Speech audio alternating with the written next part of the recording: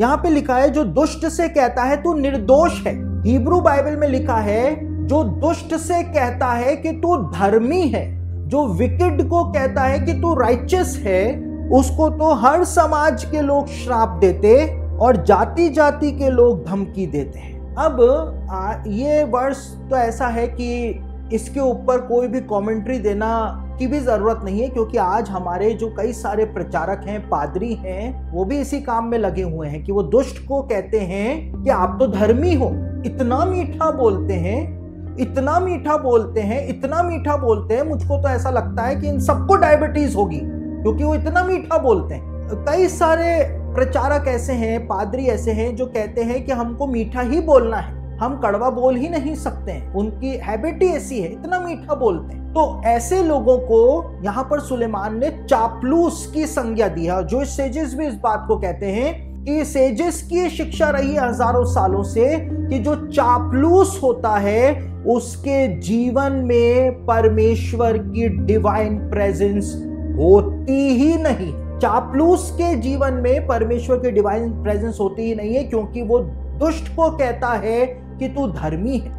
दुष्ट है, उसका जीवन बर्बाद है, लेकिन उसको वो तो कलीसिया में बहुत ज्यादा दान दे रहा है, यानी कि वो तो धर्मी है, उसको कुछ भी नहीं बोलता है वो व्यक्ति, उसके जीवन के अंदर परमेश्वर की प्रेजेंस नहीं रहती है। ऐसे चापलूस, आप लोग कहते हैं ना सच्चे प्रचारक की, सच्चे पास्टर की पहचान कैसे की जाए, तो जो बहुत मीठा बोलने वाला होता है आप उसके उस मीठे जहर से बच करके रहें। ये भी एक सही पास्टर की पहचान करने का तरीका है। बहुत मीठा बोलने वाला भी खतरनाक होता है, बहुत मीठा।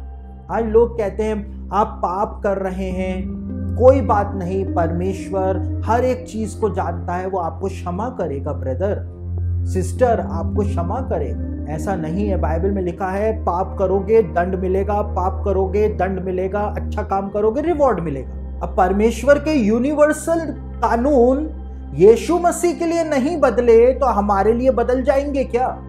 सीधी सी बात। थोड़ा तो अपने विवेक को काम में लेकर के आइए। यीशु मसीह ने कहा कि पिता यदि हो सके तो ये प्याला टल जाए। परमेश्वर ने अपने बेटे को जवाब तक देना जरूरी नहीं समझा, जवाब तक देना जरूरी नहीं समझा। क्यों? क्योंकि जो वचन में लिखा है वो पूरा होगा, मसीह को बलिदान होना ही होगा, जवाब देना तक जरूरी नहीं समझा। तो हमारे लिए परमेश्वर अपना वो वचन टाल देगा और हमारे पापों के बदले में हमको रिवॉर्ड दे देगा।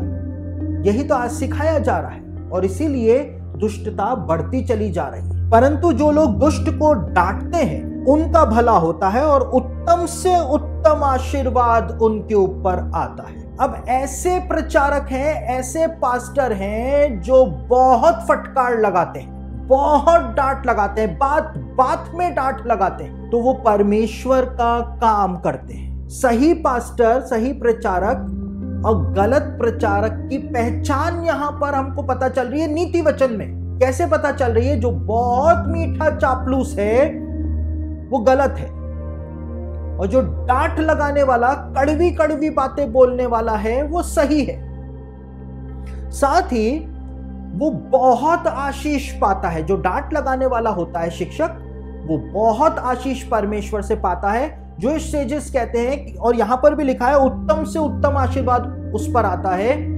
परमेश्वर उसकी लाइफ को स्वीट बना देता है, स्वीट, मीठी बना देता है। देखिए, जो मीठा बोल रहा था उसकी लाइफ को परमेश्वर कड़वा बना देता है। जो कड़वा बोलता है परमेश्वर उसकी लाइफ को मीठा बना देता है। क्यों? क्योंकि वो लोगों को सही चीज के लिए डांट रहा है। वो धर्मी को धर्मी और दुष्ट को दुष्ट बोल रहा है, वो दुष्ट को धर्मी नहीं बोल रहा है। इसलिए उसके ऊपर आशीष आती है, उसकी लाइफ स्वीट हो जाती है। और ये ऐसा नहीं है कि किसी के मुंह पर जाकर के बोलो कि तू तो पापी है, तू नरक में जाएगा, ऐसा नहीं। लेकिन कंस्ट्रक्टिव क्रिटिसिज्म जो होता है, आप अपनी बात को बोलते बोलते कड़ाई से किसी बात को बोल जाएं, उसको कंस्ट्रक्टिव क्रिटिसिज्म कहा जाता है, ताकि लोग जो हैं वो अपमानित भी फील ना करें लोगों के बीच में, लेकिन उनको पता चल जाए कि मैं ये गलत काम कर रहा हूं, तो वो अपने जीवन को सुधार सके। तो इस प्रकार से परमेश्वर चाहता है